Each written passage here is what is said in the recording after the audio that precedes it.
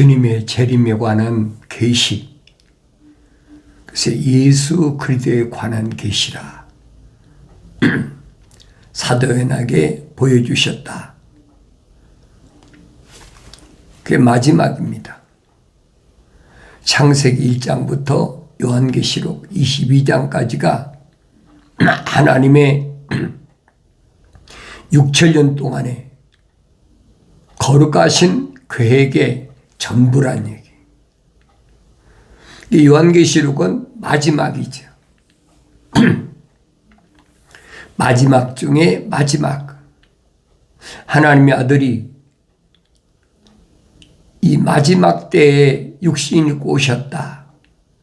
사도들이 증거하고 있잖아요. 그 마지막은 6천년의 마지막 2000년을 가리킬 때 사용했던 단어인데 그 2000년 기간 동안에도 마지막 가운데 마지막이다. 그것을 다니엘은 뭐라고 그랬느냐. 메시아가 올 때를 유대인들이 바벨론에 포로 잡혀갔을 때 거의 한 600년은 안 돼도 한 500 몇십 년 됐을 때 그때 뭐라고 그럽니까?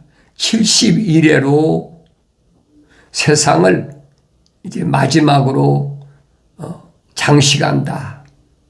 너와 내 백성을 위하여. 그렇죠? 거룩한 하나님의 생명 호흡이 들어간 자들을 위해서 유대인들을 향해서 하신 말씀이 아니에요. 다니엘이나 사드락과 메삭과 아벳노가 같은 하나님의 생명으로 조성된 사람을 위해서 하나님이 준비하신 게 뭐냐? 메시아를 보낸다. 그 얘기입니다. 그래서 60일에와 7일에가 지나가면 69일이잖아요. 69일 만에 누가 오시느냐? 메시아가 오신다. 이 약속이에요. 정확한 기간까지 설명하잖아요. 그리고 메시아가 왔다가 끊어진다. 죽으신다는 거예요. 하나님의 아들이 메시아가 오셨다. 왜 죽으셔야 되나? 성경은 빠진 것이 없어요. 그래서 내가 성경을 읽어봐야 한다는 거예요. 너희는 주의 책을 찾아서 자세히 읽어보라. 이것들은 하나도 부족한 것이나 빠진 것이 없다. 다 자기 짝이 있고 하나님의 입이 명하셨으며 하나님이 영이 모으셨다. 그러니까 내가 읽어야 돼요. 그래야 하나님 아버지의 창조의 큰 그림을 내가 올바로 볼 수 있다. 한 폭의 그림, 6천년 동안에 이루어질 한 폭의 그림, 창세기 1장에 기록된 6천년의 그림, 그리고 2장에 가서는 마지막 7째 날 한 일해 동안 천년왕국이 준비되어 있다. 사도 바울은 설명하잖아요. 누가 저 안식에 들어갔장가? 누가 안식에 들어갔장가? 아무나 들어가는 게 아니죠. 반드시 하나님의 형상과 모습들을 닮은 사람이 완성됐을 때 저 안식에 들어갈 수가 있음을 이미 창세기 1장에서 설명해 주고 있고 2장, 3장을 통해서는 왜 첫사람이 하나님의 동산에 영생할 수 있는 하나님 동산에서 쫓겨나지 않으면 안유됐나 구체적으로 자세히 설명하고 있잖아요. 그 내가 읽어야 된다는 얘기. 다른 사람이 읽고 이러고저러 얘기하는 듣지 말라는 얘기. 그 혈통적으로 내 조상이든 내 부모든 내 형제든 자매든 친구든 네 아내든 남편이든 내가 난 자녀든 누구든지 하늘 아래에 있는 피조물의 말을 듣지 말고 내가 읽으라는 거예요.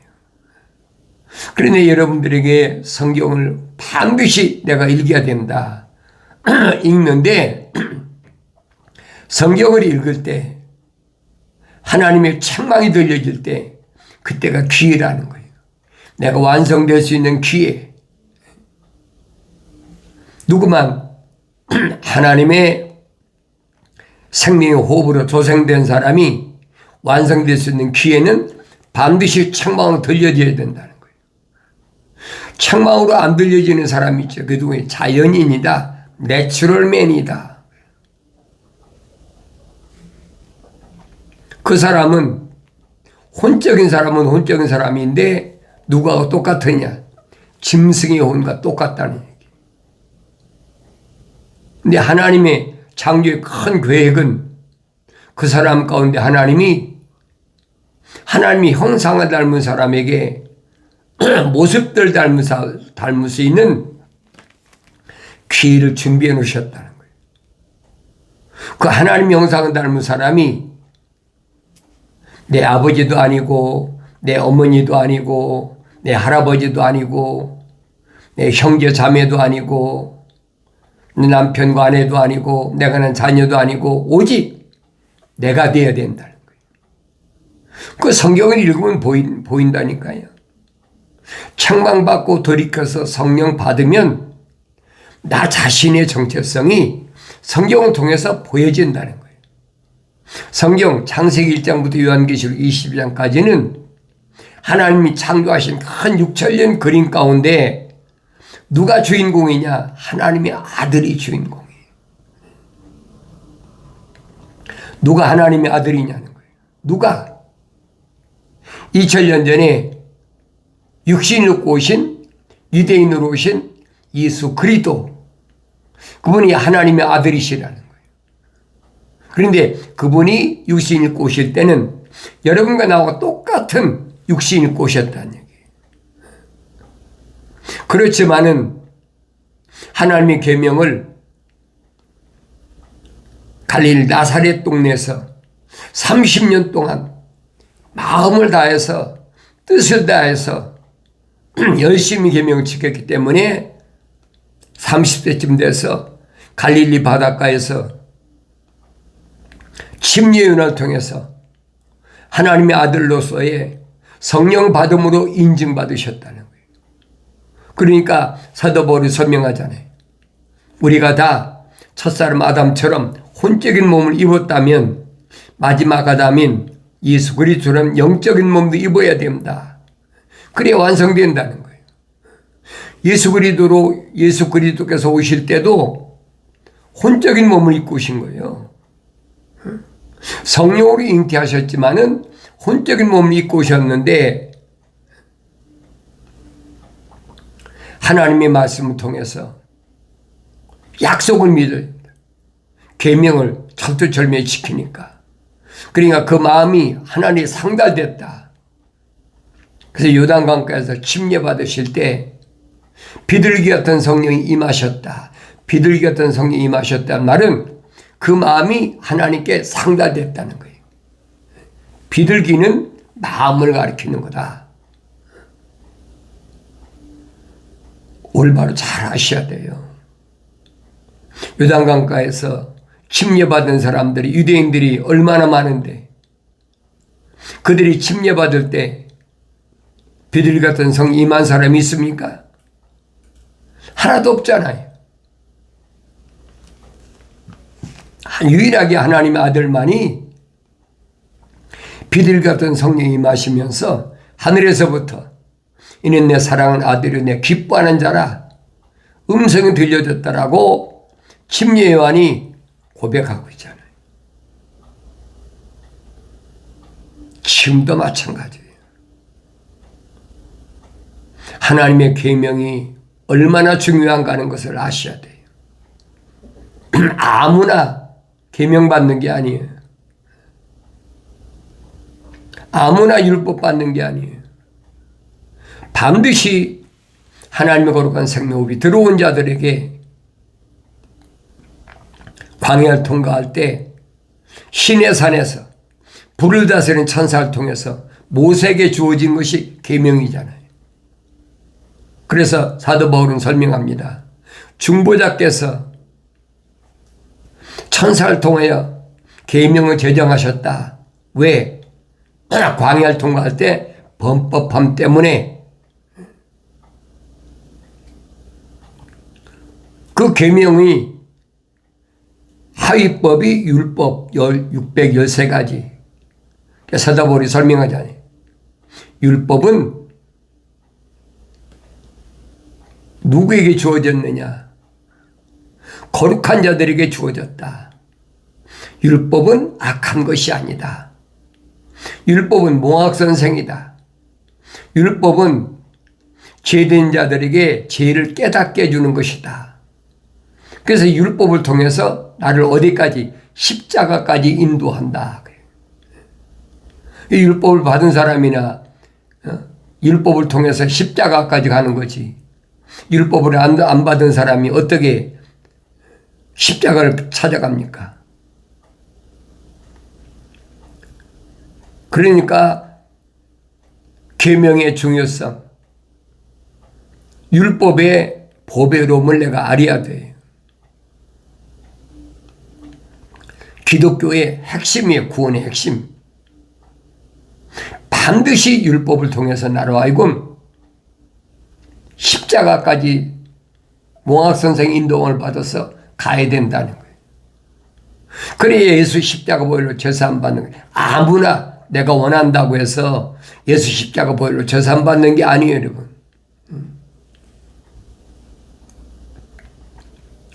그 예수께서 저자들에게 약속하신 거예요. 너희는 마음에 근심하지 말라. 하나님을 믿으니 또 나를 믿으라. 내 아버지 집에는 많은 저택들이 있다. 내가 가서 너희 있을 곳을 예비하고 일이 끝나면 반드시 다시 오마. 그 기간이 얼마 걸려요? 2000년이 걸렸어요. 그 주님이 다시 오시겠다는 약속을 지금 기다리고 있는 거예요. 누가? 신부인 교회들이, 사도들이 기다리고 있잖아요. 사도 바울은 뭐라 합니까? 처녀 교회를 내가 신랑 예수께 중매한다. 그러니까 처녀 교회는 신랑, 약혼자지요. 신랑을 간절히 사모하는 것처럼 그렇게 사모하는데 어떻게? 세마포가, 신부가 입은 세마포에 흠과 점이 없이 깨끗하게. 왜냐하면 하나님의 아들이 신부를 위해서 십자가 못 박고 죽으셔서 흰 세마포가 입에 주어졌으니까 다시 더럽혀지면 안 된다는 거예요. 날마다 말씀의 연불로 씻으라. 말씀의 연불로 씻으라. 세마포는 한 번 주어진 것이 두 번 주어지는 게 아니에요, 여러분. 그래서 주님이 사도 요한에게 명령하신 게 그겁니다. 예수 그리스도에 관한 계시에 대해서 사도 요한에게 계시하시면서 사도 요한은 뭐라고 그럽니까? 우리를 사랑하시어 자신의 피로 우리의 죄들에서 우리를 씻기시고 그랬죠. 하나님의 아들의 피가 아니면 우리 죄를 씻을 수가 없어요.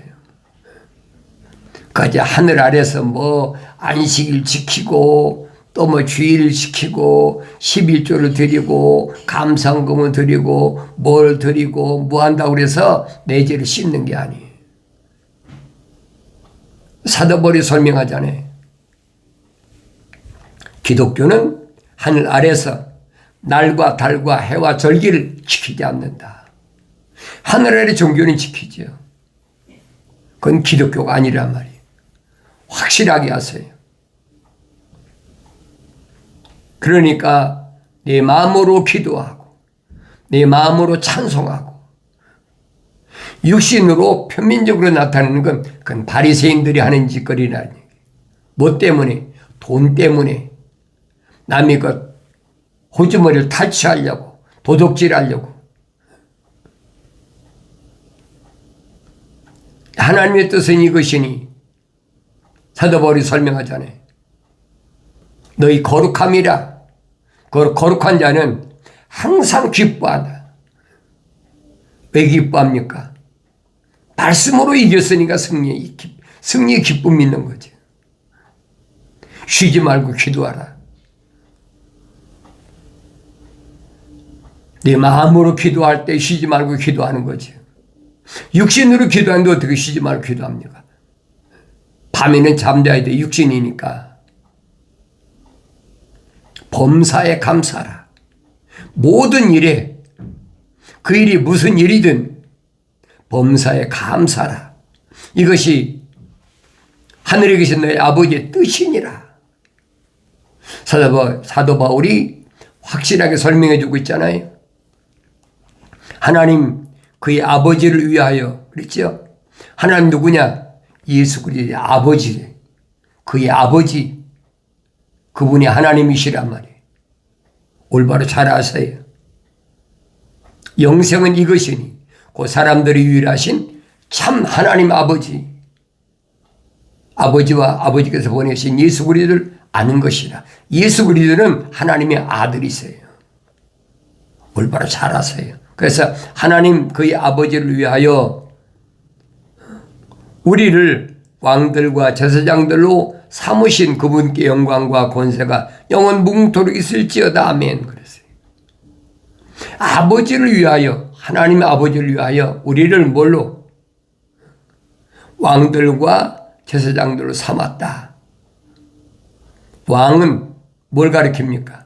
하나님의 아들이 만왕의 왕으로 오셨을 때 분봉왕의 자격, 천년 동안 지상에서 통치할 때 분봉왕의 자격을 하나님 교회에 가신 거니까 그 제사장들을 삼는다. 아무나 되는 게 아니잖아요. 제사장은 반드시 광야를 통과할 때 중보자를 통해서 불의 천사를 통해서 모세에게 주어졌잖아요. 성막에 들어가야 제사장이 필요합니다. 성막이 없을 때는 제사장이 필요가 없어요. 제사장은 반드시 성막에 성문으로 들어가서 번제단에서 제물을 바치고 그리고 물두멍에서 손과 발을 깨끗이 씻고 성소까지 와야 되는 거예요. 그게 제사장의 사명이에요. 아무나 되는 게 아니잖아요. 그래서 제사장들로 삼으신 그분께 영광과 권세가 영원 무궁토록 있을지어다. 보라. 그가 구름들과 함께 오시리니 그랬지. 구름들과 함께 오신다. 여러분 구름이 뭐예요? 우리는 화학기호로 구름하면 H2O 물의 기차가 구름이라고 그러잖아요. 성경의 구름은 그걸 가리키는 게 아니에요. 성경의 구름은 물을 다스리는 천사들을 가리키는 거예요. 그러니까 성령 바다에 깨달았어요. 구름들과 함께 오신다. 그러니까 지금 뭐 하늘에 그 물의 기체 H2O 구름이 뭐 다 나가니까 주님이 뭐 재림의 형상이 나타난다. 별 이상한 말들을 해가 사람들을 미혹하잖아요. 성경 그 얘기가 아니거든요. 창세기 1장 2절에 루시엘이 하나님 동산에 쫓겨나서 루시퍼가 돼서 땅으로 쫓겨날 때 땅이 공허하고 혼돈하고 그렇지? 흑암이 깊음이 있을 때 하나님의 영은 어디? 수면에 운행하셨다 그랬죠?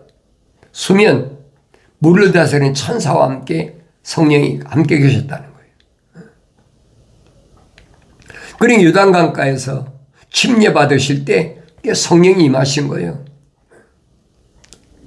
야곱이 요단강가에서 천사와 씨름해서 승리했을 때 이스라엘 이름을 받은 것 기억하셔야 돼요. 잊지 마시라는 얘기예요. 모든 눈이 그를 볼 것이며 모든 눈이 지구가 둥글잖아요. 그러니까 주님이 약속하시잖아요. 그날에 주님 오실 때 공중 결임하실 때 어떤 동네는 일하는 시간이고 어떤 동네는 밥 먹는 시간이고 어떤 동네는 잠자는 시간이에요. 왜? 지구는 둥그르니까. 오늘 내가 여기는 일한다 그러면 지구 반대쪽 편에는 잠자는 시간이잖아요.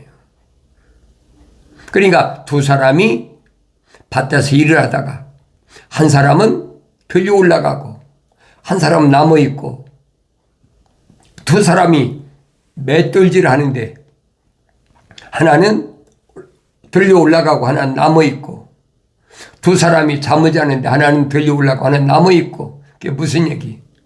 이사야 선지를 통해서 지구는 둥글다는 얘기. 예, 주님 오실 때 지구촌에 동시에 일어나니까 누구는 올라가고 누구는 안 올라가느냐. 성경에 기록됐잖아요. 요한계시록에 호련히 다 변화되는데 사도바울이 설명한 것처럼 공중의 나팔소리, 하나님의 나팔소리, 천사장의 나팔소리와 함께 물을 다스리는 천사들이 동행하신다는 거예요. 주님이 승천하실 때도 부활 승천하실 때도 누가 구름과 함께 올라갔다 그러지. 구름 타고 물을 다스리는 천사들이란 말이에요. 주님이 밝히시잖아요. 하늘에 12군데의 천사를 날 위해 준비하는 거 모르느냐? 그런 말씀들을 그냥 하신 말씀이 아니에요. 모든 눈이 그를 볼 것이요 그를 찌른 자들도 볼 것이요 또한 땅의 모든 족속이 그로 인하여 애국하리라. 그대로 되리로다. 아멘. 그렇지. 반드시 돼요. 얼마 남았어요? 그날과 그 시는 모르지만은 주님이 약속하신 이언의 그 계획을 우리에게 징조를 보여주셨잖아요. 말씀하셨어요. 그날과 그 시는 아무도 모른다. 내 아버지의 주권이니까 모르지만은 그때 이러이러한 징조가 나타난다. 지금 전 세계적으로 징조가 나타나고 있잖아요. 그걸 보면 알아야 되는데 막 기후변화가 어떻고 뭐가 어떻고 어리석은 소리 하지 마세요. 자연인들이 하늘의 지식을 가지고 별장난을 다 하고 있는데 흔들리지 말란 얘기. 그런 걸 보면 주님이 약속하신 때가 바로 문 앞에 와 있다는 사실을 알아야지요. 이런 일을 보거든 너희는 머리를 들라. 이런 일이 무슨 일입니까? 나라와 나라가 전쟁이 국가와 국가가 전쟁을 일으키고 역병이 일어나고 지진이 일어나고 사도 베드로가 설명하잖아요. 하늘과 땅은 마지막 때 불태우기 위해서 간수된 것이라. 전부 다 준비되어 있어 지금. 그러니까 다니엘 선지를 통해서 마지막 때는 지식이 증가한다. 지식이 얼마나 더 증가합니까? 이제는 아날로그 시대에서 디지털 시대로 넘어오고 디지털 시대다 AI 시대까지 인공지능 시대까지 사람들이 깜짝깜짝 놀라죠. 그게 얼마 안 남았다는 얘기예요. 내 말씀드리잖아요. 이스라엘이 독립하고 나서 한 세대 100년 안에 반드시 이루어진다라고 주님이 약속하셨잖아요. 100년까지도 안 100년 안에 오신다는 거예요. 그러면 2048년을 향해서 지금 열심히 달려가고 있잖아요. 하루하루 지금 과학이 얼마나 발달하나 보세요. 매년마다 얼마나 놀랄만한 일이 일어나나 보세요. 그걸 보고도 깨닫지 못하면 할 수가 없어요. 그 자연인이 할 수가 없어요.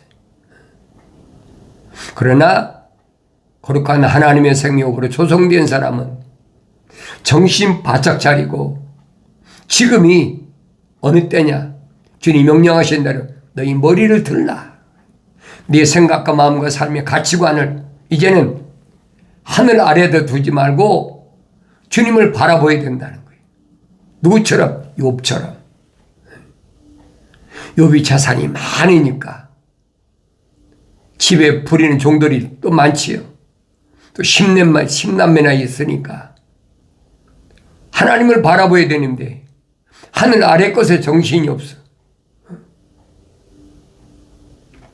그러니까 하나님이 일시 싹 쓸어가 버리잖아요. 욥기서 1장 2장을 잘 보세요. 그러면 욥의 집에는 하나님의 생명호흡으로 조성된 욥과 하나님의 생명호흡이 들어가지 않은 이브와 같은 욥의 아내가 딱 보여지잖아요. 욥은 오히려 그런 재난을 통해서 하나님께 찬양을 드리면서 주신 이도 하나님이시니 가져가시도 하나님이십니다. 하나님을 찬양하는데 욥의 안에는 그렇게 안 보이잖아요. 욥이 머리끝부터 발끝까지 막 악창이 나가지고 극다 못 견디니까 막 죄를 뿌려가면서 이 몰골이 얼마나 처참한 거 보세요. 그 꼴 본 욥의 아내가 뭐라고 그랬어요? 이 남자를 내가 수십 년 동안 10남매를 갖고 살았는데 알았어요? 모르지요? 알 수가 없는 거예요, 여러분. 아무리 오래 살고 자식들 10남매씩 낳고 살아도 모르는 거예요. 겉사람이야 뭐 아내 남편이니까 알지만 그 속에 있는 하나님의 생명이 들어간 사람은 알 수 없는 거예요. 그 욥의 아내가 욥을 향해서 뭐라고 합니까? 내가 이런데도 너희 완전함을 하나님 앞에 그래도 보존한다고 그래도 완전함을 증명하려고 하느냐. 욥이 뭐라고 합니까? 이 어리석은 여자야. 이 어리석은 여자란 말은 자연인이라는 얘기예요. 하나님의 성령의 호흡이 들어가지 않은 여자야. 좋은 거 주신 하나님께서 나쁘고 안 주시겠느냐. 그 차이란 말이에요. 그걸 볼 수가 있어야 돼요. 하나님이 저주하고 죽어라. 떠나가 버리잖아요. 자연으로 분리시켜버리잖아요. 마치 아브라함과 조카 롯을 분리시키듯이.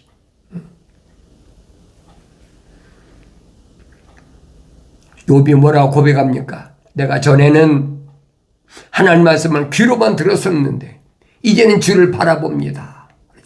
고백하잖아요. 그 주님이 말씀하신 거예요. 머리를 들라. 하나님 바라보라는 거예요. 하늘 아래 것에 마음 뺏기지 말라는 거예요. 그 음성이 들리셔야 됩니다. 이 시대가 어느 때인가 하나님의 아버지께서 나를 부르시는 때이다. 성령 받으면 깨닫지요. 내가 사랑하는 자마다 책망하고 징계하노니 그러므로 열심을 내서 회개하라. 주의 명령 생명이 있음을 깨닫고 나의 책망을 받고 돌이키라. 내 영을 부어서 내 말들을 알게 하리라는 하나님 약속의 약속의 말씀대로 책망받고 돌이켜서 성령 충만해서 환경을 넉넉히 이기는 승리 기쁨이 있는 삶을 살아가기를 바랍니다.